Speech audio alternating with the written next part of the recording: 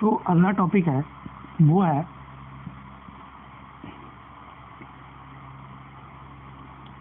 Combination of capacitors. इसमें जो अपन deal करेंगे वो होगा पहला सीरीज कॉम्बिनेशन, ठीक है। जो दूसरा होगा वो होगा पैरेलल, और तीसरा जो होगा वो होगा मिक्स्ड, जब सबको मर्ज करेंगे। तो पहला अपन देखने जा रहे हैं सीरीज कॉम्बिनेशन ऑफ कैपेसिटेंस।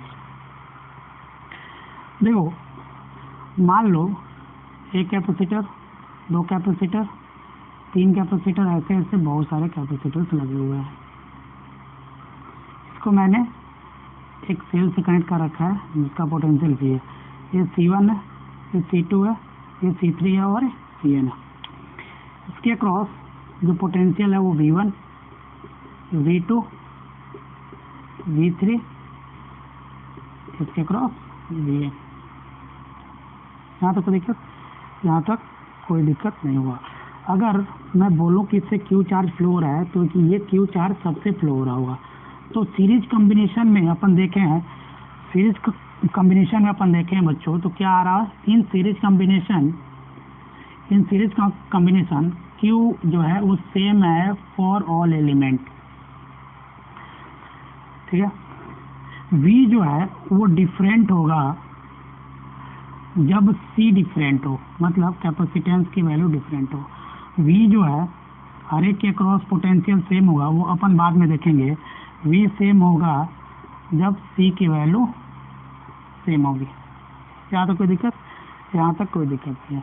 तो अगर हम यहाँ देखें तो ये जो V सेल की बैटरी है, ये अपन लिख सकते हैं V is equal to V1 plus V2 plus plus plus plus Vn, ठीक। तो V को अपन क्या लिख सकते हैं? V is equal to Q by C। तो अपन ऐसे लिख सकते हैं कि Q by C equivalent is equal to Q by C1 plus Q by C2 plus Q by C3 plus plus plus so on Q by Cn। अगर यहाँ देखें तो नोमिनेटर पार्ट कैंसिल हो रहा है, तो 1/C इक्विवेलेंट की value आ रही है 1/C1 plus 1/C2 plus plus plus 1/Cn के बराबर। This is the C equivalent in case of series combination. अगर अपन नोट देख रहे हैं कुछ, तो इस केस में जो नोट मिल रहा होगा, देखो जो पहला नोट है कि यहाँ पे जो C इक्विवेलेंट आता है बच्चों, वो कम आता है किसी भी C1, C2, C3 इंडिविजुअल में। जो सबसे कम अमाउंट का, कम वैल्यू का कैपेसिटर होगा, C इक्विवेलेंट की वैल्यू उससे भी कम आ रही होगी, ठीक है। जो दूसरा नोट ये है कि अगर इसको दो कैपेसिटर्स के लिए देखें, फॉर टू कैपेसिटर्स, अगर दो कैपेसिटर्स के लिए देखें, जैसे मान लो ये C1 है, ये C2 है, इसको मैंने V वोल्टेज से कनेक्ट कर दिया। C1 है, ये C2 है। तो देखो 1/C इक्विवेलेंट को लिख सकते हैं 1/C1 प्लस 1/C2। यहाँ तक कोई दिक्कत?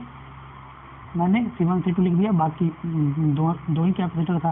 तो इस केस में जो C इक्विवेलेंट आता है, सॉल्व करोगे तो C1 C2 divide by C1 plus C2 आता है। अगर C1 बराबर C2 इक्वल टू C कर दें तो देखो कितना आ रहा है। अगर C1 बराबर C2, देखो इस केस में अगर C1 is equal to C2 equal to C कर दें तो जो C इक्विवेलेंट की वैल्यू आ रही है C into C divide by C plus C आ रही होगी, तो ये आ रहा होगा C/2। तो देखो अगर सीरीज कॉम्बिनेशन में दो कैपेसिटर है और दोनों सीरीज में जुड़े हुए हैं, सीरीज कॉम्बिनेशन में अगर दो कैपेसिटर दोनों की वैल्यू इक्वल है, तो उसका जो C इक्विवेलेंट आएगा वो आधा आएगा। उसका कितना आएगा? उसका आधा आ रहा होगा। अपन यहाँ देखें जो थर्ड नोट है, यहाँ पे देखें तो Q की वैल्यू सेम थी फॉर ऑल कैपेसिटर। लेकिन V की वैल्यू डिफरेंट है, V की वैल्यू डिफरेंट है। तो अपन यहाँ वोल्टेज डिवीजन रूल पढ़ने जा रहे हैं। क्या पढ़ने जा रहे हैं? वोल्टेज डिवीजन कैसे करेंगे। देखो, अगर मैं पहले कैपेसिटर पे वोल्टेज देखता हूँ तो Q/C1 आ रहा होगा, और Q इज इक्वल टू आएगा C इक्वलेंट इंटू V। यहाँ पुट करें तो V1 की वैल्यू आ रही होगी C equivalent divide by C1 into V। ठीक है, यहाँ V जो है inversely proportional to C divide हो रहा है। अगर मैं V1 ratio V2 ratio V3 ratio Vn देखें तो ये आ रहा होगा 1/C1 ratio 1/C2 ratio 1/C3 ratio 1/Cn। अपन रेशियो प्रोपोर्शन को 7वीं 8वीं क्लास में अच्छे से पढ़े हैं, तो अपन इस रेशियो प्रोपोर्शन के हिसाब से भी इंडिविजुअल कैपेसिटर के क्रॉस पोटेंशियल को बांट सकते हैं। ठीक है, देखो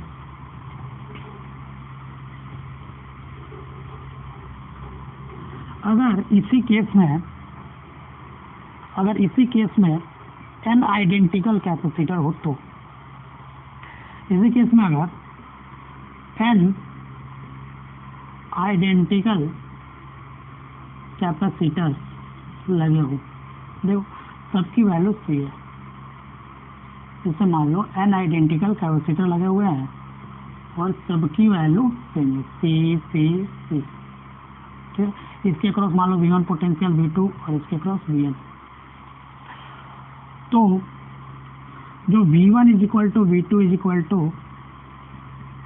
इक्वल टू Vn की वैल्यू आएगी, वो आएगी V/n। कैलकुलेट कर लेना। ठीक, V/n की वैल्यू आ रही होगी, और जो C इक्विवेलेंट आ रहा होगा वो आ रहा होगा, देखो C इक्विवेलेंट की वैल्यू लिखोगे तो C/n आ रहा होगा। कैलकुलेट कर लेना, फॉर्मूला दिया हुआ है ऊपर, अगर इसकी वैल्यू डालोगे तो आपको ये वैल्यू मिल जाएगी।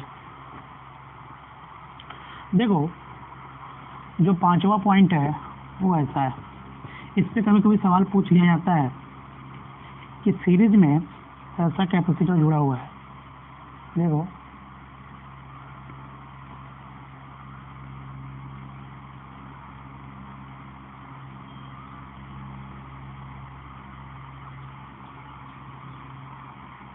ऐसा, ये C1 है, ये C2 है, ये V से जुड़ा हुआ है। आपको क्या करेगा, एक ग्राफ देगा, ये V वर्सेज X का ग्राफ है। ऐसा ग्राफ अपने को गिवन है, तो इसका सॉल्यूशन देखते हैं कि इससे क्या क्या पता चलता है। तो मान लो आपको ऐसा ग्राफ दिया हुआ है, ठीक, ऐसा ग्राफ दिया हुआ है, फिर आपको ऐसा ग्राफ दिया हुआ है, फिर यहाँ भी दिया हुआ। तो अपन देखें, इससे ऑब्जर्वेशन से पता चल रहा है कि ये जो V1 है जो कि C1 के क्रॉस है, ये ज़्यादा है विथ रेस्पेक्ट टू V2। तो अपने को इस ग्राफ से गिवन क्या है, इस ग्राफ से अपने को गिवन है कि V1 is greater than V2 है। तो V1 is greater than V2 है, और ये सीरीज में है और चार्ज कांस्टेंट है, चूँकि सीरीज में Q तो कांस्टेंट है, तो Q कांस्टेंट है, तो V को अपन क्या लिख सकते हैं, Q/C1 is greater than Q/C2। इस केस में ये गया, तो यहाँ से अपने को पता चलेगा C2 is greater than C1। ये बात अपने को इस ग्राफ से पता चल रहा है कि C2 की वैल्यू जो है ज़्यादा है C1 से। C2 की वैल्यू क्या है, ज़्यादा है C1 से। जो दूसरा कॉम्बिनेशन है वो देखो क्या है, जो दूसरा कॉम्बिनेशन है वो है पैरेलल कॉम्बिनेशन। ये क्या है बच्चों, ये है पैरेलल कॉम्बिनेशन। वो वैसे ये बहुत सारे कैपेसिटर्स लगे हुए हैं पैरेलल में, ठीक है, बहुत सारे कैपेसिटर्स लगे हुए हैं पैरेलल में। इसको मैंने V से कनेक्ट कर रखा है, ये C1 है, ये C2 है, ये Cn है। ठीक, इससे Q1 चार्ज, इससे Q2 चार्ज और इससे Q1 चार्ज, इससे मान लो Q चार्ज आ रहा है। ठीक है, बैटरी ने कितना सप्लाई किया, Q चार्ज सप्लाई किया। अगर अपन इसके क्रॉस पोटेंशियल V1 देखें, V2 और V3 मानते हैं, तो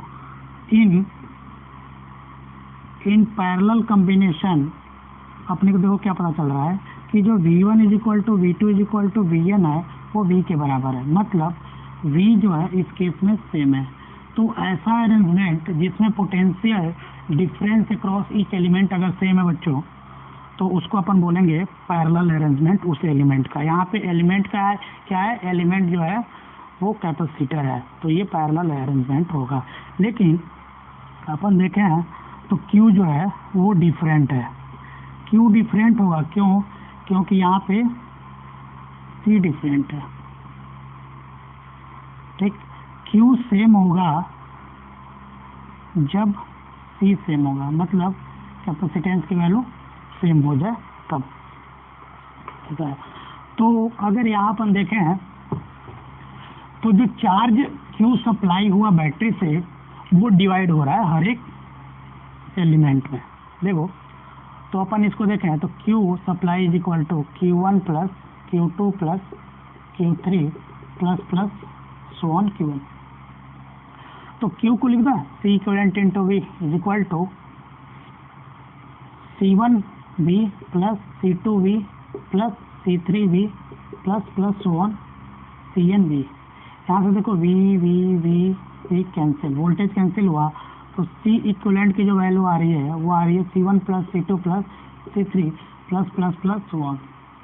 तो इस केस में जो पैरेलल अरेंजमेंट में जो पैरेलल कॉम्बिनेशन है कैपेसिटर का, इसमें जो C की वैल्यू आती है, C इक्विवेलेंट की वैल्यू आती है, वो सबका समीशन आता है, सबको जोड़ दो। देखो यहाँ नोट देखें तो नोट में जो C इक्विवेलेंट है वो ज़्यादा आएगा मैक्सिमम कैपेसिटर की, जो जिसमें से ये C1 C2 C3 up to Cn लगाया है, इसमें से जिस कैपेसिटेंस की वैल्यू सबसे ज़्यादा होगी उससे भी ज़्यादा इसका इक्विवेलेंट की वैल्यू आएगी। जो दूसरा नोट है वो है यहाँ पे V सेम है, V सेम है और Q डिफरेंट है। Q डिफरेंट है तो हर एक कैपेसिटेंस के क्रॉस Q की वैल्यू अलग अलग आएगी, अलग अलग आएगी। तो अपन यहाँ देखेंगे Q डिवीज़न, Q का डिवीज़न कैसे करते हैं। देखो अगर फर्स्ट कैपेसिटर पे देखें तो Q1 = C1 × V और Q = C equivalent × V। तो V की वैल्यू यहाँ से देखें Q/C इक्विवेलेंट, यहाँ पे V की वैल्यू डालेंगे तो Q1 = आएगा C1 / C equivalent × V। ये वैल्यू अपने को मिल रही होगी। यहाँ से अपने को ये पता चल रहा है कि जो चार्ज का बंटवारा है वो डायरेक्टली प्रोपोर्शनल टू Q आ रहा है, जो चार्ज का बंटवारा है वो डायरेक्टली प्रोपोर्शनल टू C आ रहा है। यहाँ पे ये पता चल रहा है Q is directly proportional to C। मतलब अगर मेरे को Q1 ratio Q2 ratio Q3 ratio so on ratio Qn निकालना है तो C1 ratio C2 ratio C3 ratio Cn की वैल्यू देगा। मतलब अगर Q1 निकालना है तो C1 / C1 + C2 + C3 ++ Cn × Q। ठीक, Q2 की value C2 / C1 + C2 + C3 ++ Cn × Q, और ये जो Q की वैल्यू होगी वो आएगी C equivalent × V से। जब सवाल करेंगे तो ये बातें ज़्यादा क्लियर हो जाएगी कि कहने का मतलब क्या है। देखो अगर मैं अगला केस देखूं, अगला केस देखता हूँ जैसे थर्ड है। थर्ड में यह है कि for n identical capacitor, N identical capacitor, जैसे देखो पैरेलल में एन आइडेंटिकल कैपेसिटर लगे हुए हैं और एन आइडेंटिकल कैपेसिटर, ये मान लो एन है, ठीक है, सी सी सी, इसको मैं वी से कनेक्ट कर दिया, ये एन आइडेंटिकल कैपेसिटर लग गया। इस केस में जो चार्ज निकलेगा क्यू, ये चला जाएगा क्यू बाई एन और क्यू बाई एन, ठीक है। क्यों? क्योंकि अपन क्यू बराबर लिखेंगे Q by n times n is equal to Q आ जाएगा। और इस केस में अगर सी इक्विवेलेंट देखें हैं तो C equivalent equal to C plus C plus C plus plus N times C, तो सी इक्विवेलेंट की वैल्यू जो है वो एन सी के बराबर आएगा जब एन आइडेंटिकल कैपेसिटर लगे हो। तो चलो अपन एनर्जी की बात कर लेते हैं इन कॉम्बिनेशन। देखो अपन एनर्जी इन कॉम्बिनेशन, अगर मैं सीरीज की बात करूं, सीरीज कॉम्बिनेशन में जो एनर्जी आएगी, देखो सीरीज कॉम्बिनेशन देखे थे अपन, मान लो एन है,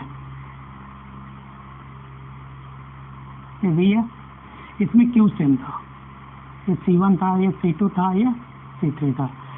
तो अगर इस कॉम्बिनेशन का एनर्जी देखें तो आ रहा होगा half Q square divide by C1 plus half Q square divide by C2 plus plus one half Q square divide by CN। यहाँ से अगर आप निकालते हो कॉमन क्यू स्क्वायर बाई 2 तो ये आ रहा होगा 1/C1 plus 1/C2 plus plus plus 1/CN। तो यही तो सीरीज केस में कॉम्बिनेशन था सी इक्विवेलेंट का। तो यू कॉम्बिनेशन देखें तो यह आ रहा होगा Q square divide by 2 times C equivalent. Similarly अगर अपन पैरेलल केस देखें, तो देखो क्या आ रहा, इन पैरेलल कॉम्बिनेशन